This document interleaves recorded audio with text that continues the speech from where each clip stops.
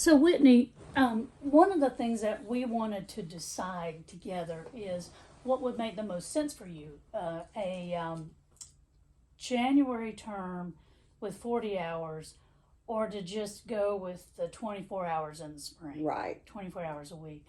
I know in the fall you have this nice Tuesday that you can sort of devote to Trinity because you have a class break, but you don't know what it's going to look like in the spring with your class schedule.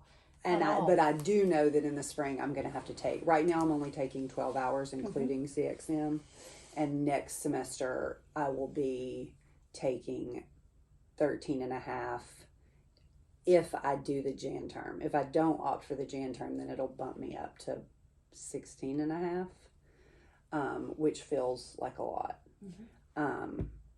So yeah, I'm definitely a little trepidatious at the idea of doing the traditional model. I think the only way that I could swing it is if we figured out hours that, like maybe I'm doing more planning at home, but I'm not here. Because to your point, there's not going to be a day where I don't have class. Right. Next semester. I know that almost for sure. Yeah. Yeah, and I think with any of these, that planning time is not necessarily scheduled to be right here. Right, exactly. It could be, if you're preaching, you're not going to be here right in that sermon. Right. You're going to be logging that time at home. Exactly. Or at someplace at the seminary. Right. Yeah. Exactly. Yeah. Yeah, so I don't know. I mean, should we... What is interesting to you about the January time? What would be the advantages in your mind of the January term? Well, I mean, an obvious advantage would be that then I could it would give me more breathing room in the spring, because I would, whatever habits we had sort of established in the fall for me, we could sort of just continue that on, rather than ramping it up and doubling it. But I also think that the Jan term offers some unique opportunities for, like we had talked about, maybe me leading a Lent series, for example. And the Jan term would be just a huge swath of dedicated time to study and prepare and plan how that's all going to go. And have that fully ready so that when have a big project you were working on. Right, exactly. Yeah, and then I think we had talked the last time we met about the opportunity for me to maybe help more with the pastoral care load in January. If there are, home visits or things that I could help with, that might be another really good option. And then another thing that I had thought about, and this is the first time I'm even bringing this up, I know that preschool is the preschool is a part of Trinity too. Yeah. And so I didn't know if, you lead chapel for them, or if there's if there was some things where I could, because I know that's a typical thing in Presbyterian churches, that preschool ministry is a part of the church, and maybe participating in something. Well, honestly, it has not been a big part, but we have a new director down there, and she's very keen on that. And our contemporary music director also does music for the preschool. He was actually working for the preschool before we hired him to do our contemporary worship. So I have been thinking about how to get in there and do some music with Alan at the preschool on a monthly basis or something, so that I become a known face to the kids down there. Okay. And so I have some new scheming about how to be a presence at the preschool. So that might be something we could work on together. Yeah, I would love that. Yeah, absolutely. Yeah. So when you think about that January 40-hour week, what doesn't feel doable about it? What is hard about it in your mind? What's a like pro-con kind of thing? I think the biggest thing, if I'm just being completely honest, is January would be a really great time for me to do a Washington Consortium class.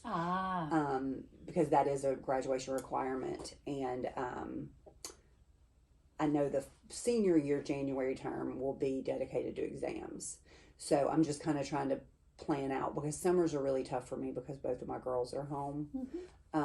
So if I could take a consortium class in this Jan term, it would be really ideal. But I don't know if that would be just too much to try. What's the time commitment of that class? It would just be one class. And I think a lot of them are online. So I think that, ideally I could find something that I could do while also doing the Jan term. Okay. All right. But I mean, really, that's really my only concern about doing the January thing, is just the hope and that I would have the ability to also complete. What are the topics of the consortium class? Oh, there's so many different schools that participate. So there's even a Greek Orthodox church that participates, I think, and there's Catholic and Leland, which is in Arlington, I think, and Wesley, obviously. A lot of my classmates have opted to do online classes through Wesley. But I don't know what a Jan term consortium class will look like necessarily. And they don't have them posted yet. Is there any way it would be something that we could discuss and fold into what we're doing here? Oh, that would be really cool. I know that this summer some of my classmates took a pastoral care class. And honestly, I guess if I were to take a homiletics class, some other kind of preaching specialty course, if that was offered, that would work well too. And then obviously, formation, education, there's a ton of things.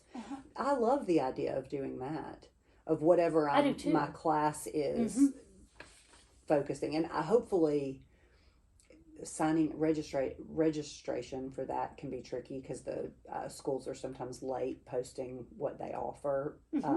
But hopefully by the time we're doing learning covenants for Jan term, we would know what I'm taking and we could kind of make that work. Okay, so let's talk a minute about 24 hours in spring. Okay. What are the positives on that? I think the positive is that Jan term I would be able to just kind of rest / focus on whatever consortium class I'm taking, and then just spend that time kind of recuperating from fall semester. That's how it worked last year, and it was really great because I had 3 weeks that the girls were back in school, and I could just sort of only focus on them and get my feet back under me before I dove back in. So I like the idea of having that. And then, I think there's also a benefit to the 24 hours because it does mirror a little bit more like what actual ministry. But I guess in some ways that's happening in the Jan term because you're really focused on it then. And then there's also just the thing of that's the more traditional path. That's what probably most of my classmates are going to be doing. And so it feels like it's sort of the path more traveled, so to speak. And what are the negatives of the 24-hour spring schedule? Oh, I think just being spread too thin between family and spring is crazy for my children too, and their activities and their sports, and I'm going to have, like I said, these extra classes at VTS more than I'm having this semester. And I think things will be busier here in the Lenten season. So it does, in some ways, it feels like it would be easier to fill those 24 hours, but I do just have some hesitation about if that is going to be manageable with my work-life balance. So as we're thinking through this and the the pros and the cons of each. What feels most right to you? I think Jan term. I think so too. Yeah. Because I really like some of the possibilities that we laid out here for what we could do, like folding that consortium class into whatever we're doing here and using that as an opportunity for us to dialogue about whatever that is, and how, if you were doing something like that on the side in ministry, how you would fold it into your ministry, Right. you know, and the opportunity to plan something, to take that time to plan something for the spring that you would then carry out during your 24, your 12 hours in the spring. Right, absolutely. And have that pre-planning time, which that's something that I'm real good at doing and would like to teach, is how to do pre-planning to make your regular time easier. Oh yeah, that's a great skill. Yeah, I mean, I plan out preaching for a year. Oh wow. And okay. so, and sometimes I have to pivot. Right, of course. Yeah, something crazy happens. Yeah. But what it gives me though is a rhythm and it makes it easier week to week to crank out all the stuff. To be honest absolutely. With you You have some like guardrails that are like, yeah. okay, when I sit down at my desk, I sort of know what I'm about to do. Yeah. Rather than like, okay, what am I doing? Yeah, exactly. I don't spend all of Tuesday thinking, so what is my theme? Yeah, exactly. Right. Yeah. So